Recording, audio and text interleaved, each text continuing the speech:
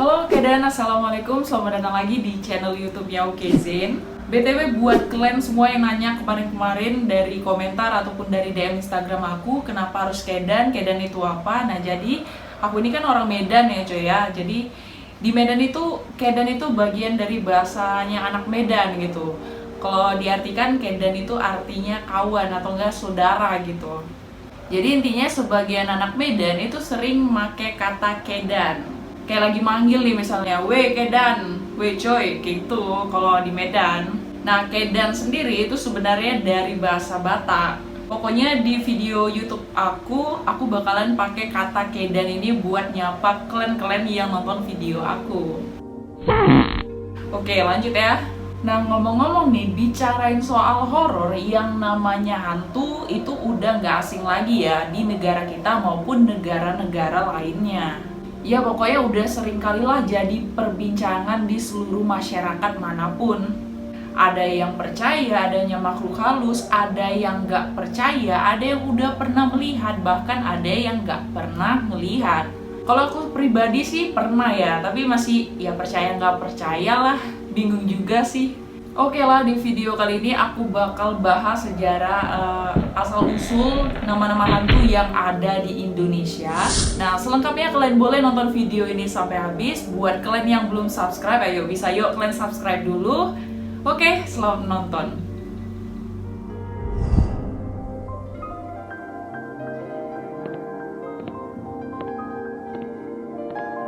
Yang pertama ini ada hantu pocong. Nah, siapa sih yang nggak kenal pocong? Ini adalah salah satu hantu yang paling populer bahkan ditakuti sama masyarakat Indonesia.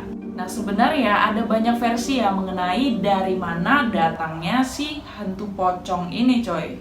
Tapi mayoritas orang-orang itu percaya kalau pocong ini datang dari orang yang udah meninggal.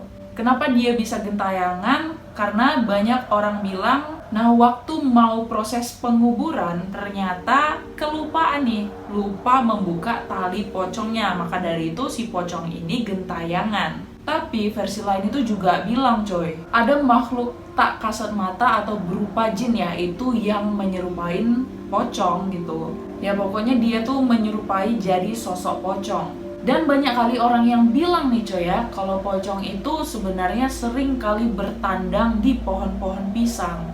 Nah, aku sendiri sih masih bingung ya, kenapa bertandangnya pocong itu di pohon pisang, kenapa nggak pohon-pohon lain gitu. Ya terlepas dari itu, percaya atau enggaknya kita, yang jelas legenda pocong ini udah jadi buah bibir sejak zaman dulu, bahkan sampai sekarang pun masih diperbincangkan gitu. Gimana menurut kalian? Kalau kalian ada pendapat, kalian boleh komen di bawah ya weh. Oke, lanjut. Yang kedua coy, ini ada kuntilanak. Nah, kuntilanak ini sendiri menurut Kamus Besar Bahasa Indonesia menyebut kuntilanak sebagai hantu yang memiliki kelamin perempuan. Dia suka mengambil anak kecil yang baru lahir. Bahkan dia sering mengganggu wanita yang lagi hamil dan juga mengganggu wanita yang baru aja melahirkan, coy. Nah, dari beberapa sumber nih yang aku baca, kuntilanak ini memang berasal dari seorang wanita yang lagi hamil. Dan dia itu meninggal dunia pada saat melahirkan.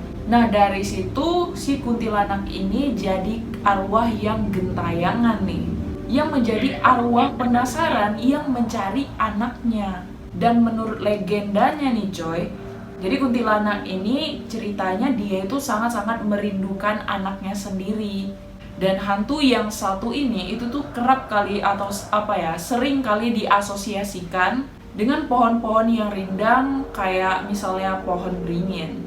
Gimana menurut kalian coy tentang hantu yang satu ini? Apakah kalian sendiri punya pengalaman pribadi dengan si beliau ini? Kalian boleh komen di bawah.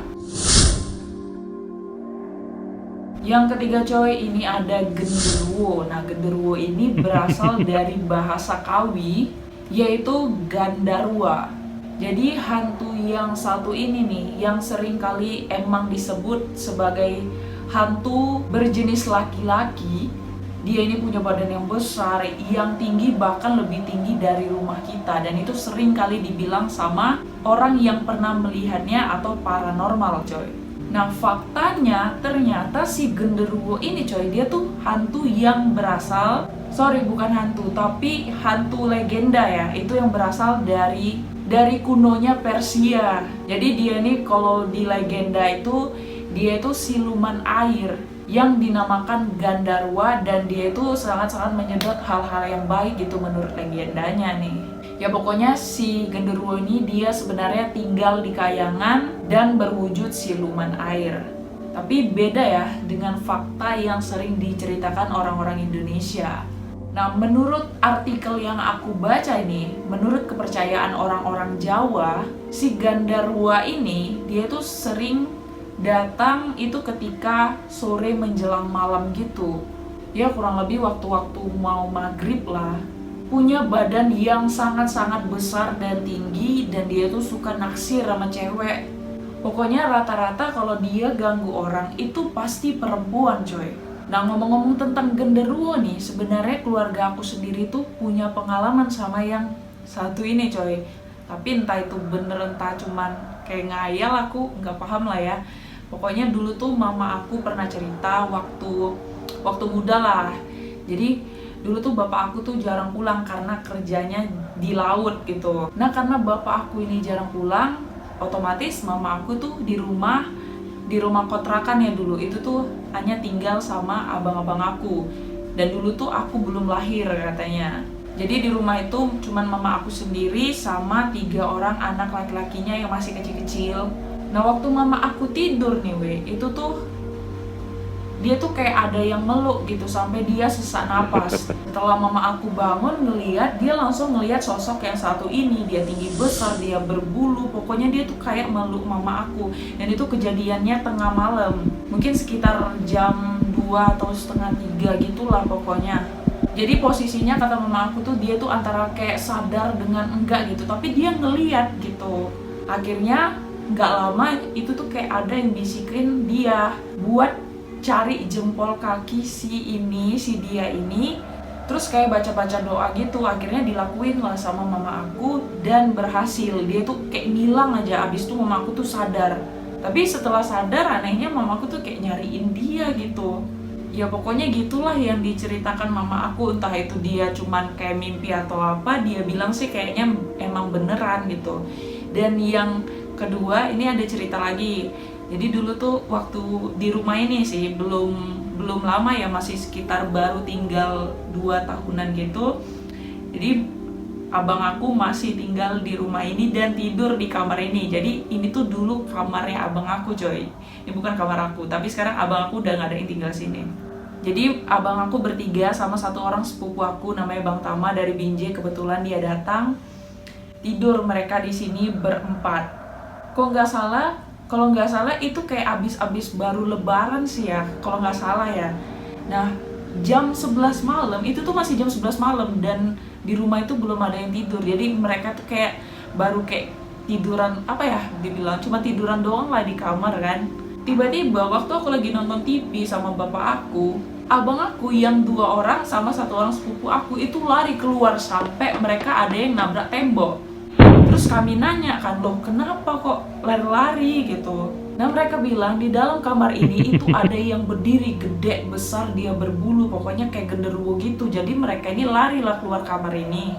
Dan sebenarnya aku takut ceritainnya. Ini aku buat videonya jam 12 malam, jam 12 lewat ini coy. Karena tadi ada acara dekat rumahku, jadi karena takut bising akhirnya aku buat tengah malam. Dan ini agak gerimis sih, jadi agak ngeri sih sebenarnya buat videonya. Oke lanjut ya. Jadi aku tanya, setelah itu mereka bilang kan tadi kalau di kamar ini tuh ada yang berdiri besar kayak genderuwo. Nah tapi abang aku yang paling kecil, mereka kan aturan berempat kan di dalam kamar, tapi yang keluar itu hanya 3. Nah abang aku yang paling kecil itu tuh tidur di dalam. Dibangunnya itu susah, dia tuh kayak santai aja gitu di dalam kamar ini, padahal udah heboh satu rumah gitu. Nah pokoknya gitulah abang aku ketemu padahal masih jam 11 malam ya, belum malam kali tuh. Dan di rumah ini masih pada melek semua orangnya di luar. Entah cuman hayalan mereka doang atau gimana, tapi yang jelas tiga-tiganya ini kabur dari kamar coy. Itu masih ingat kali, aku tuh masih SMP kalau nggak salah.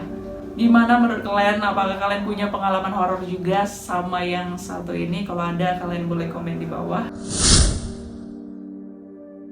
Yang keempat coy, ini ada tuyul. Nah, salah.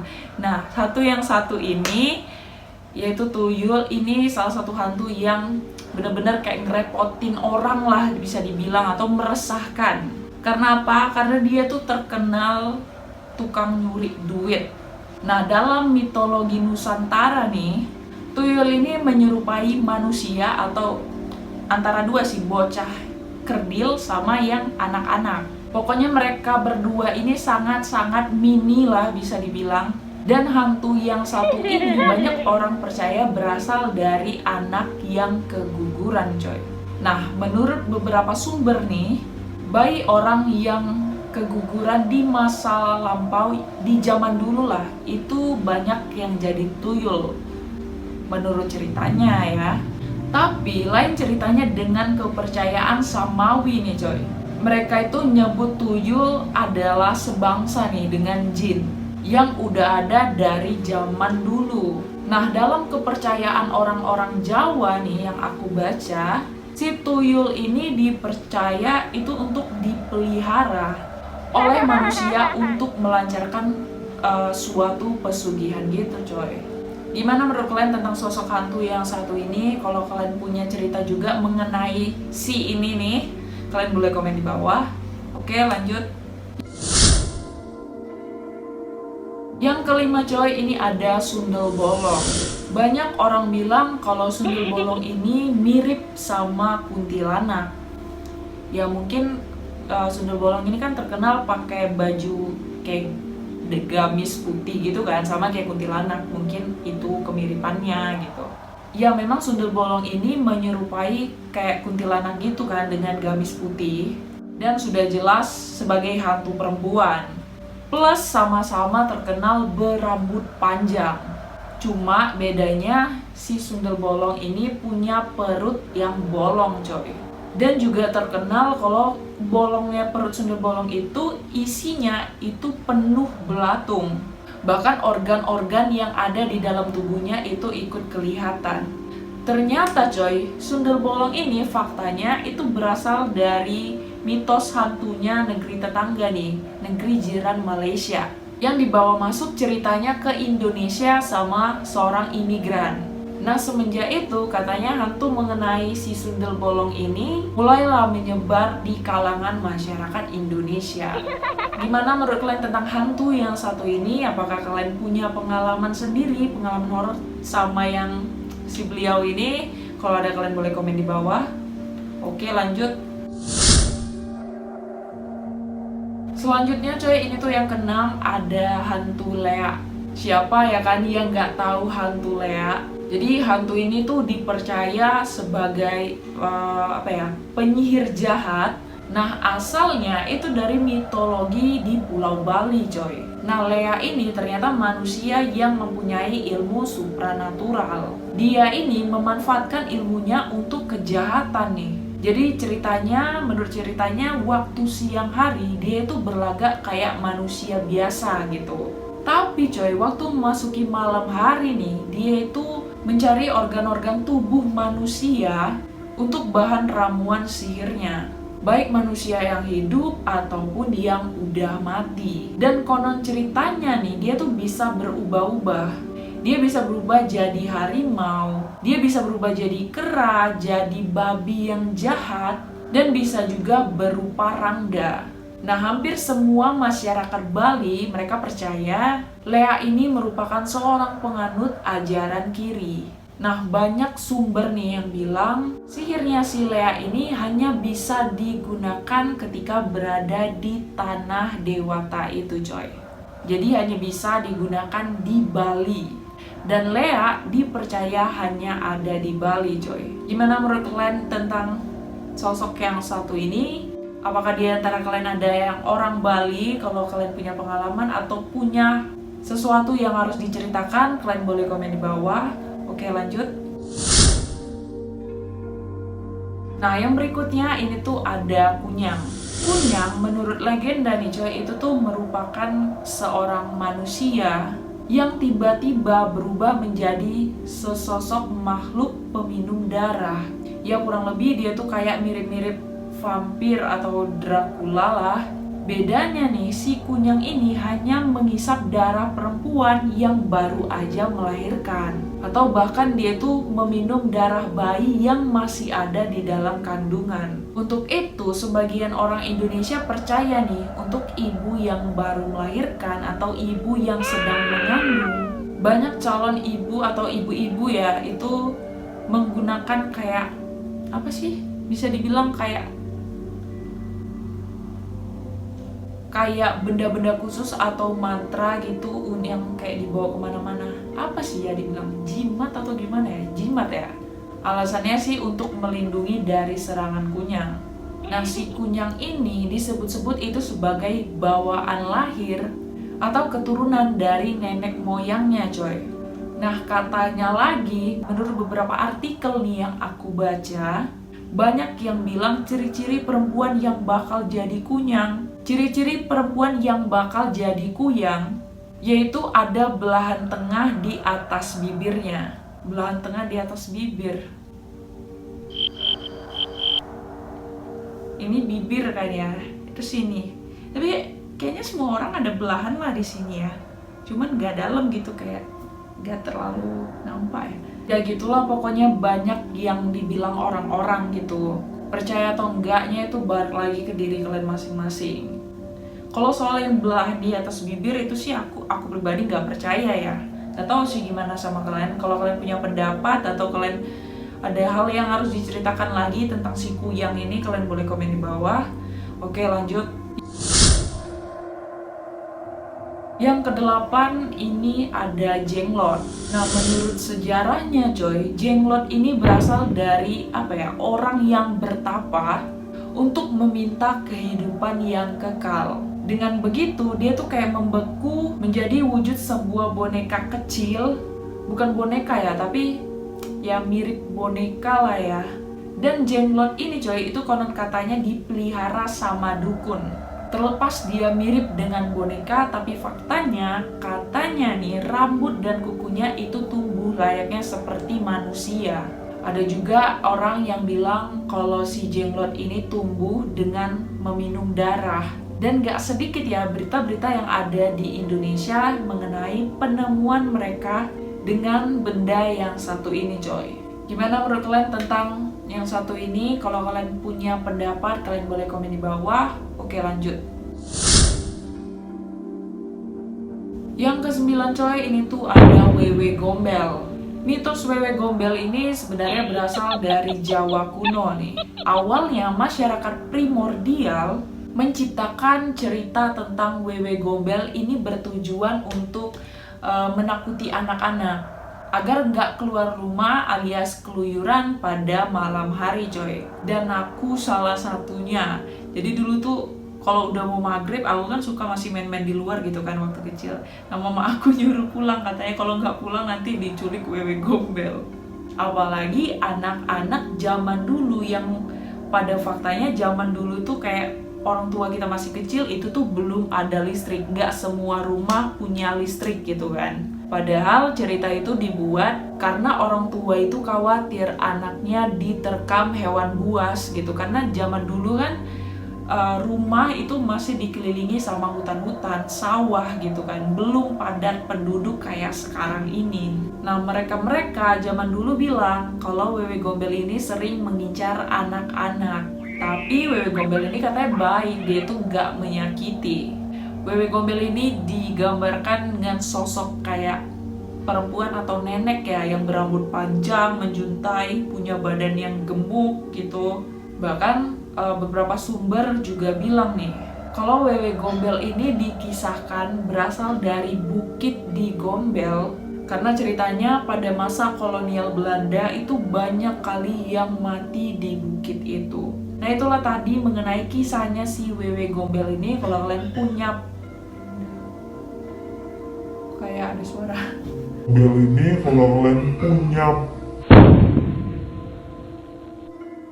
Nah itulah tadi mengenai wewe gombel ini. Kalau kalian punya pendapat atau pengalaman sewaktu kecil dengan yang satu ini, kalian boleh komen di bawah. Oke, lanjut. Yang terakhir coy, yang ke-10 ini ada suster ngesot. Kenapa dia ngesot ya? Berbeda nih sama hantu-hantu yang lainnya yang aku ceritakan, si suster ngesot ini juga termasuk salah satu hantu yang cukup baru lah. Maksudnya cerita hantu yang cukup baru. Nah, beberapa orang percaya nih coy, kalau si suster ngesot ini berasal dari salah satu rumah sakit milik pemerintah di kota Jakarta. Jadi awal ceritanya itu ada seorang suster yang meninggal di rumah sakit itu, dan meninggalnya itu nggak wajar. Suster itu kabarnya nih banyak cerita yang beredar kalau dia itu meninggal karena dilecehkan sama seorang dokter.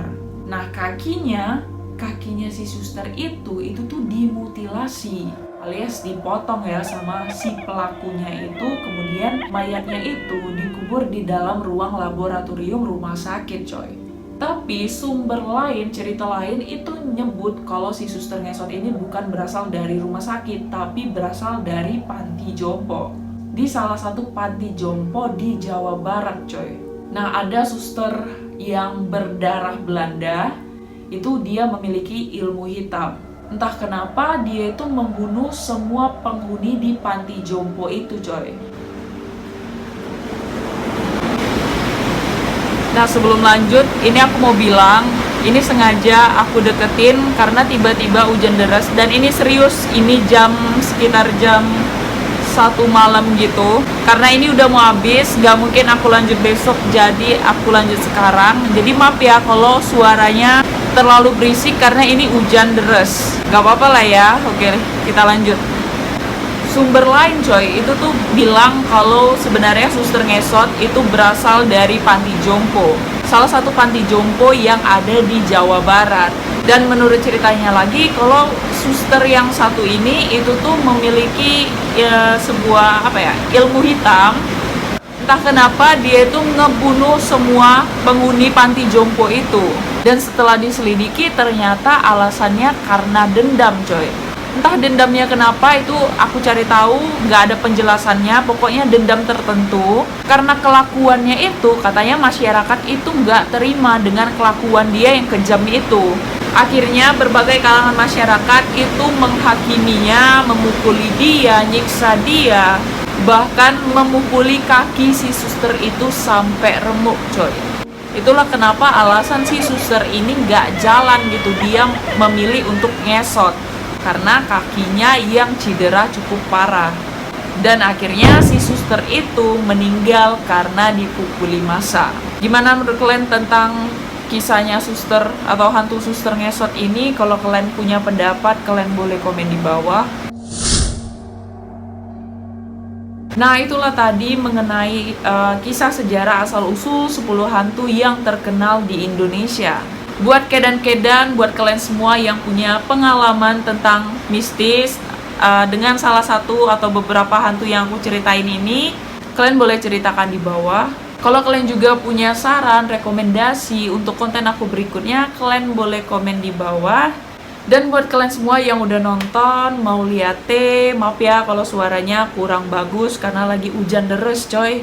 Jangan lupa like, comment, dan subscribe. Kalian juga boleh share, dan jangan lupa kalian aktifkan loncengnya agar kalian tuh tahu ada updatean terbaru dari channel OKZine. Assalamualaikum.